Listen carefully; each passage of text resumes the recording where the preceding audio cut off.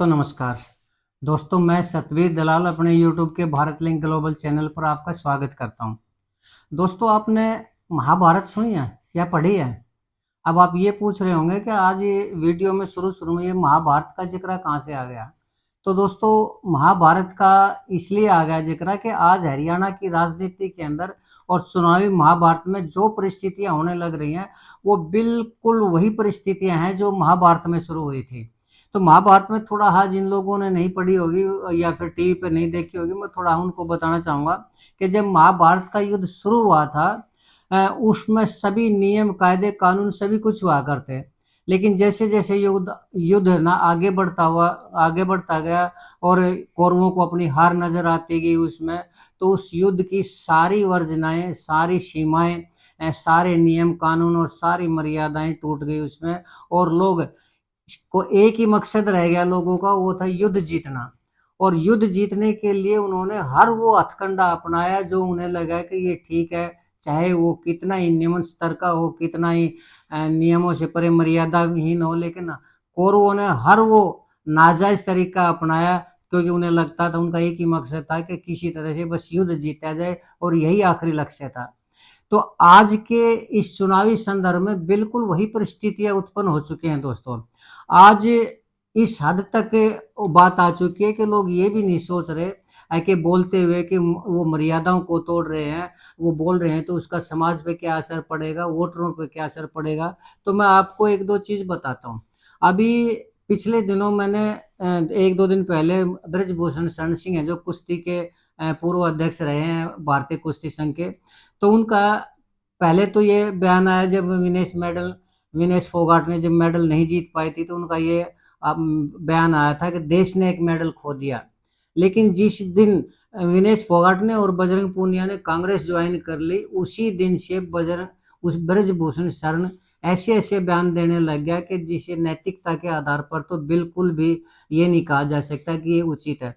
अब कहा क्या उसने पहले तो विनेश फोगाट के ऊपर आरोप लगाए, फिर विनेश फोगाट के ऊपर आरोपों से वो नहीं चला तो उसने बजरंग पूनिया के ऊपर उनकी मिसेज़ जो कि संगीता फोगाट है, वो एक जानी-मानी रेसलर रही हैं और एक इज़्ज़तदार उनकी एक रेपुटेशन है देश के अंदर, अच्छी रेसलर रही है और बजरंग पूनिया को तो अब मैं बजरंग पूनिया की तारीफ़ में कुछ कहूँ, तो ये तो चिराग को दिया दिखाने के बराबर होगा। लेकिन बजरंग पूनिया को नीचा दिखाने के लिए जो उन्होंने कहा कि बजरंग पूनिया ने पद पाने के लिए अपनी बीवी का इस्तेमाल किया, संगीता का इस्तेमाल किया। बोलते हुए उसने ये भी नहीं सोचा कि बजरंग पूनिया जैसे खिलाड़ी किसी पद के मोहताज नहीं होते। उनका खुद का जो कद है वो किसी भी बड़े पद से बड़ा होता है। लेकिन आरोप तो आरोप है। अब जैसे चुनाव आगे बढ़ने लग रहा है, मेरे को लगता है कि बीजेपी ने शायद ब्रजभूषण शरण सिंह को आगे कर दिया है। नहीं तो हरियाणा में उसका क्या मतलब दखल देने का और ये कहने का कि अगर पार्टी हाईकमान मुझे आदेश दे, तो मैं हरियाणा में जाके चुनाव लड़ सकता हूँ बजरंग पूनिया के खिलाफ, विनेश फोगाट के खिलाफ। अब दोस्तों ये बताइए कि हरियाणा के अंदर ब्रजभूषण शरण को कौन जानता है? सिर्फ़ यही ना कि वो बीजेपी का एक नेता हुआ करता, पहले कद्दावर नेता हुआ करता और आज वो कुश्ती संघ का भारतीय जो कुश्ती संघ है उसका जो पूर्व अध्यक्ष यानी अध्यक्ष भी नहीं रहा। और वो हरियाणा में आके चुनाव लड़ता है तो आपको क्या लगता है कि वो चुनाव जीत जाएगा या इनका कोई नुकसान कर पाएगा? लेकिन ये सिर्फ़ एक चीज़ ये है कि बीजेपी ने किन-किन लोगों को उतारा है और बीजेपी कैसे-कैसे हथकंडों का इस्तेमाल करने लग रही है, जो कि उसके खुद के लिए घातक है। अब एक मैं इसको पता नहीं बीजेपी का ही मानूँगा क्योंकि बीजेपी ने अभी तक कोई कदम नहीं उठाया है। बजरंग पूनिया को धमकी मिली है और वो धमकी किसी विदेशी नंबर से आई है। तो अब ये बीजेपी ने धमकी दिलवाई है या उसके कार्यकर्ता ने किसी ने आत्मविश्वास में या कांग्रेस के बीजेपी के मुँह में आके ना उसने इस तरह की धमकी दी है। लेकिन इसके ऊपर अभी तक कोई कार्रवाई नहीं हुई है, लेकिन ये बहुत ही गंभीर मामला है। इतना गंभीर मामला है कि अगर बजरंग पूनिया को कुछ हो जाता है, तो आने वाला समय हरियाणा के लिए बहुत बुरा समय होगा। क्यों? क्योंकि बजरंग पूनिया जिस कम्युनिटी से बिलोंग करते हैं वो एक दबंग कम्युनिटी है, जाट कम्युनिटी है, जो लड़ने मरने में बिल्कुल भी नहीं सकती। अगर बजरंग पूनिया को कुछ होता तो ऐसा कोहराम मचेगा हरियाणा के अंदर, ऐसी मारकाट मचेगी कि शायद बीजेपी भी कल्पना नहीं कर सकती। लेकिन मुझे ऐसा लग रहा है कि कहीं ये एक बीजेपी की चाल तो नहीं है। क्यों? क्योंकि एक बार आपको जाट आरक्षण आंदोलन याद होगा दोस्तों। जाट आरक्षण आंदोलन में जाटों की जो उग्र प्रतिक्रिया थी, और जो उस जाट आंदोलन के तहत जो पता नहीं अवांछित तत्व थे, किस पार्टी के थे, ऐसे लोगों की कोई पार्टी नहीं होती, कोई धर्म नहीं होता, और ऐसा कोहराम मचाया था, ऐसे उसको फूक दिया था, दुकानों को फूक दिया था, गाड़ियों में आग लगा दी थी, इतना ज्यादा नुकसान हो गया था उस मामले में। लेकिन उससे एक बीजेपी को फायदा हुआ था कि बीजेपी ने उसी आरक्षण को भुना के ने और 35 बिरादरी वर्सेस जाट बिरादरी कर दिया था, और ये शो कर दिया था कि जाट तो खलनायक हैं, ताकि जो बाकी की 35 बिरादरी है उनका ध्रुवीकरण वो बीजेपी की तरफ हो जाए। मुझे ऐसा लग रहा है कि आज फिर एक बार वही खेल खेला जा रहा है, और उसी खेल को खेलने के लिए अगर यही एक चाल चली है, शायद कार्यकर्ता नहीं है, उसके पीछे कोई नेता है, ये तो जांच का विषय है, उसके बाद ही पता चल पाएगा कि बजरंग पूनिया के ऊपर जान की धमकी दी जाए, उसको थ्रेट दी जाए, उसके परिवार को खत्म करने की धमकी दी जाए। लेकिन जिसने भी ये चाल चली है या जिसने ये धमकी दी है, अपनी पार्टी के पक्ष में या नेता के पक्ष में धमकी दी है या दिलवाई है कि कांग्रेस छोड़ दो, नहीं तो पूरे परिवार का सफाया कर दिया जाएगा, क्या उस आदमी को ये नहीं पता कि इस तरह की धमकी से कांग्रेस के पक्ष में ही सहानुभूति की लहर फैलेगी और लोगों में गुस्सा बढ़ेगा, और गुस्सा बढ़ के ने वो और ज्यादा उग्र रूप से कांग्रेस का साथ देंगे, और इसका नुकसान आने वाले टाइम में बीजेपी को ही होगा। लेकिन इस चीज को मुझे ऐसा लगता है कि अगर जाट आरक्षण का आंदोलन का जो इतिहास है उसको पुनरावृत्ति अगर बीजेपी करना चाह रही है, या फिर कुछ अवांछित तत्व करना चाह रहे हैं, तो ये शायद उनकी भूल है कि इस तरह, क्योंकि आज जाटों के साथ बीजेपी से जो नाराज हैं वो दूसरी कम्युनिटी के भी लोग नाराज हैं, खासकर जो दलित समुदाय के हैं, पिछड़े समुदाय के हैं, वो भी बीजेपी से नाराज हैं। और किस इस तरह की कितनी भी चालें क्यों न चले, अब की बार बीजेपी को किसी भी तरह का कोई भी लाभ नहीं होने वाला, कोई भी सीट नहीं आने वाली बीजेपी की। और अगर इस तरह की वो चाल चलती रहे, अगर इस तरह के वो गलत हथकंडे अपनाती रहे, तो जो थोड़ी बहुत उम्मीद 5-7 सीटों की उम्मीद है, उन सीटों से भी बीजेपी हाथ धो बैठेगी। लेकिन मैं समझ नहीं पा रहा हूँ कि कौन रणनीतिकार है इसका, इन बातों का, जो इस तरह की धमकी दिलवाने का, या इस तरह का ब्रजभूषण शरण जैसे आदमियों को आगे करने का, या उनसे ऐसे ओछे बयान दिलवाने का कौन ऐसा रणनीतिकार है। महाभारत का एक बार दोस्तों मैं फिर जिक्र करना चाहूंगा कि महाभारत में कौरवों और पांडवों की जो लड़ाई हुई थी, आज वही लड़ाई उसी रूप में आने लग रही है, क्योंकि पांडवों के जो द्रौपदी थी उसका चीर हरण किया गया था कौरवों के द्वारा, और आज विनेश फोगाट है वो भी उसी रोल में है, उसका भी चीर हरण किया जा रहा है। लेकिन चीर हरण तो किया जा रहा है, प्रयास तो किया जा रहा है, लेकिन न उस टाइम द्रौपदी का कुछ बिगड़ा था, न आज विनेश फोगाट का कुछ बिगड़ेगा, न आज बजरंग पूनिया का कुछ बिगड़ेगा। अगर बीजेपी सिक्योरिटी नहीं भी देती बजरंग पूनिया के परिवार को, तो भी बजरंग पूनिया मुझे लगता है कि सक्षम है, और जो उसके समर्थक हैं वो सक्षम है कि वो बजरंग पूनिया की रक्षा कर सकें। लेकिन जो इस तरह के हथकंडे हैं, इस तरह के जो रणनीतिकार हैं, वो उल्टा बीजेपी को गर्त में धकेलने लग रहे हैं, बीजेपी की हार को और ज्यादा बड़े पैमाने पर अपमानजनक हार में बदलने का प्रयास कर रहे हैं। ऐसे रणनीतिकारों को बीजेपी को बदलना चाहिए, ऐसे रणनीतिकारों को सावधान करना चाहिए कि इस तरह के जो ओछे हथकंडे हैं वो ना अपनाए जाएं। और इस मामले में नरेंद्र मोदी को वो करना होगा, आगे आना होगा। लेकिन मैं समझ नहीं पा रहा हूँ कि आज हर मामले में नरेंद्र मोदी चुप क्यों हैं, क्यों उनके जो नीचे के हैं वही रणनीति बनाते, चाहे वो अच्छी है या बुरी है, लेकिन साख नरेंद्र मोदी की दाव पर लगी हुई है।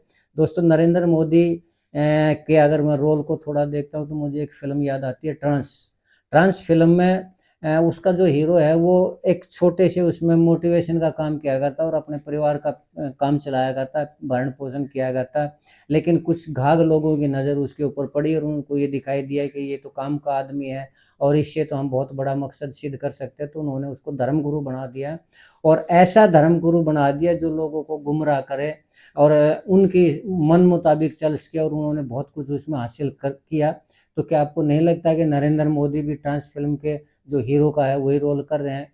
पहले वो गुजरात में थे, लेकिन जब कुछ लोगों की नज़र पड़ी कि नरेंद्र मोदी तो देश के लिए उनके लिए यूज़ हो सकते हैं, तो वो इस नरेंद्र मोदी जी को देश के प्रधानमंत्री के रूप में लेके आए और आज उनके बोलने के लिए उनके सलाहकारों ने उनको बिल्कुल चुप रहने के लिए बोल दिया, जैसे ट्रांस फ़िल्म के हीरो को बिल्कुल चुप बोलने का अधिकार ही नहीं था। मुझे लगता है कि आज नरेंद्र मोदी जी को भी बोलने का शायद अधिकार नहीं दिया गया है, लेकिन ये कुल मिलाकर इस देश के लिए, पूरी बीजेपी के लिए और खुद नरेंद्र मोदी जी की रेपुटेशन के लिए बहुत ही घातक सिचुएशन है।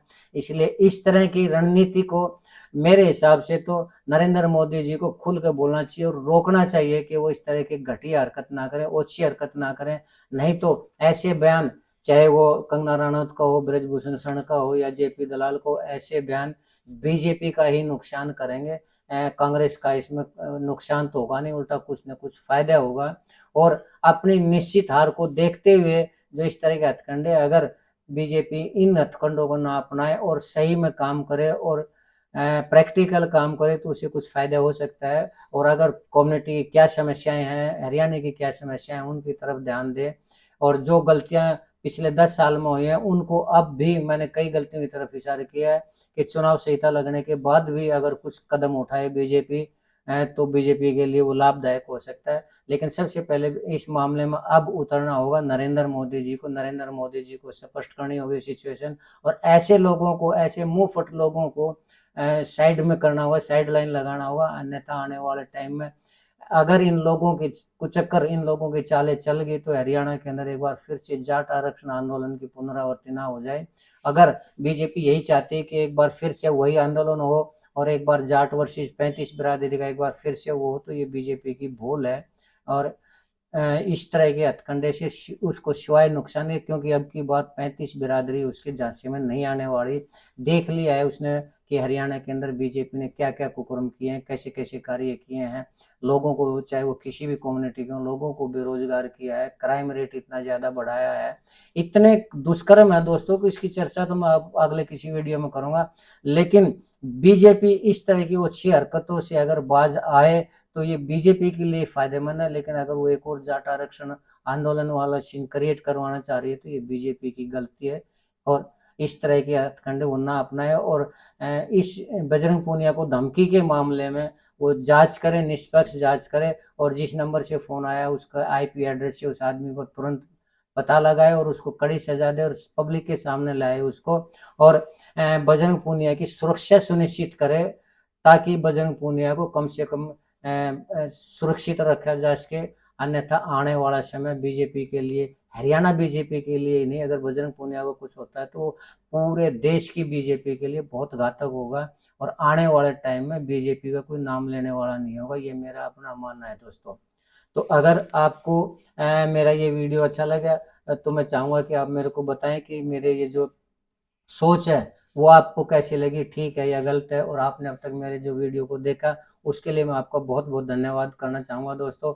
और अगर आप को मेरा वीडियो देखना है और अगर आपको लगता है कि मैं ठीक विचारधारा प्रकट कर रहा हूँ और आप लोगों को सही गाइड कर रहा हूँ या आप लोगों को सही वो कर रहा हूँ, तो आप मेरे इस वीडियो को लाइक करें, कमेंट जरूर करें दोस्तों।